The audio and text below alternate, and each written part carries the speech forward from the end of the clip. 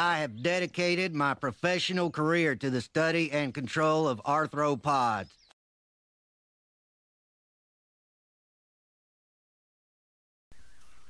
Hey, this is a video response to Krazie316's video. What was it called? Hold on. Joseph's Father Contradiction Destroyed. This is I've heard this one a lot. I've heard this apologist explanation for the quite a bit. So this is nothing new. It's unfortunate that it's used because it falls apart with even the smallest bit of examination. And the fact that if it's that simple, it'd be really. I'd like Krazie to kind of, if you look into your own church's history, look into 2,000 years of Christianity and why top level founding fathers of your belief system have agonized over this and discussed it. If it's so simple that you can just wave it away that easy, it seems like people much more educated than either of us should have found that explanation a long time ago. But anyway, so just to explain, in case you guys don't watch the video, I'm going to try to link it. I don't know if it'll be accepted or not, but I'm going to try to link it directly to his video. This has to do with the fact that if you look in Matthew chapter 1, or no, Luke chapter 1, or in Matthew chapter 3, they have a lineage of Jesus. Both of these are attempts, because it says, I'm stretching my memory here. I think it's in Isaiah. One of the Old Testament prophets talks about the Messiah coming from the house of David. So therefore, to prove that Jesus is indeed the Messiah, they trace his lineage back to David. However, the problem with it is that they have Jesus, the son of Joseph, both of them, son of Joseph, but then they have Joseph's father listed as in Matthew, it's Jacob. Hold on, I'm sorry, I want to make sure I get this right. Yeah, Matthew has Jacob, and Luke has Heli as Joseph's father. And then from that point on, the two lineages completely diverge. They coincide just a very, very few places. One of the things they have, and that links these, is that in Matthew, he has Jacob's father, Joseph's, I guess this would be Joseph's grandfather, as Matan, and Luke has Joseph's grandfather as Matat, and those are probably the same name, probably the same person. Just because the names are at least the names are the same, two different versions of the same name. Anyway, but the point is that these, after that point in time, the lineages go completely whole separate things. With a couple of times they coincide.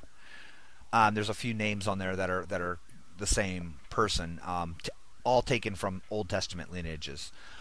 However, there's a couple of flaws with it. First of all, the lineages don't agree with their Old Testament counterparts. Some of them have missing generations and such in them, but that's a whole separate issue. What I want to get at is the common, at least modern apologist explanation for why these lineages are different, and this is the one that Krazie uses.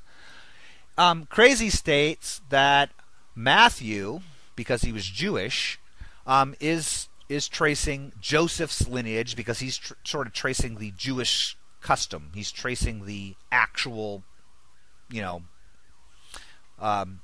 he's tracing, the legal thing. So, in other words, Joseph is legally Jesus' dad, even though he's not biologically. And, Jacob was legally his, tracing back through a patrilineal thing. And, and I guess that would make sense if it was by itself. You could argue that. However, he argues that Luke, on the other hand, is tracing Jesus' lineage back through Mary. It says Joseph because, kind of like, somebody explained it as, like you might say, a widow might be called, still called Mrs. John Doe, for example. That name, Mrs. whatever the name of the husband. So therefore, saying Joseph just meant Mary's husband, but it's referring to Mary biologically. Anyway, and you could, at that point, it certainly sounds fair, right? What that would assume, and he also goes in to explain that he goes to cites a couple of Bible verses stating that legally this was valid because Mary is from the same tribe as Joseph, and so which is why I would assume why the lineages, when you get back towards the beginning, coincide so much, because they're the same tribe. However, the question came up when I was watching his video is were Mary and Joseph from the same tribe? What do we know about Mary's heritage? I mean, we could take Luke and say, well, that's Mary's heritage, but then that's an a priori assumption that is saying it. It doesn't state anywhere that, by the way, that's extra biblical. This whole thing about tracing Mary's lineage, and it doesn't state that anywhere. That's just an interpretation. So what do we know about Mary?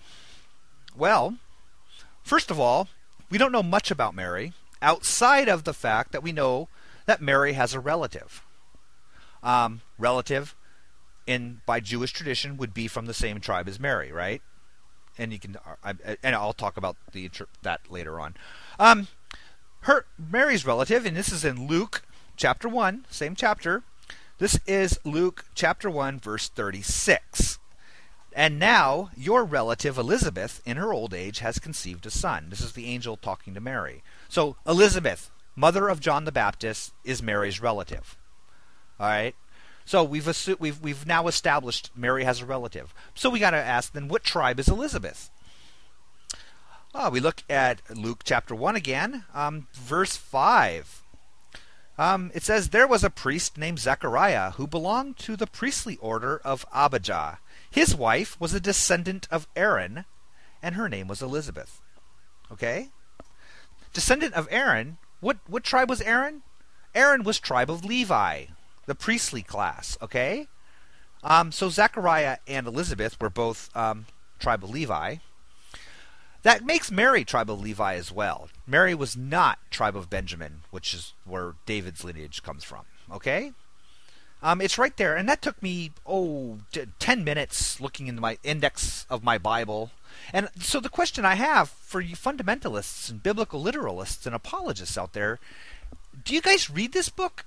I'm curious. Do you bother to pick it up and look outside of your assigned Bible verses?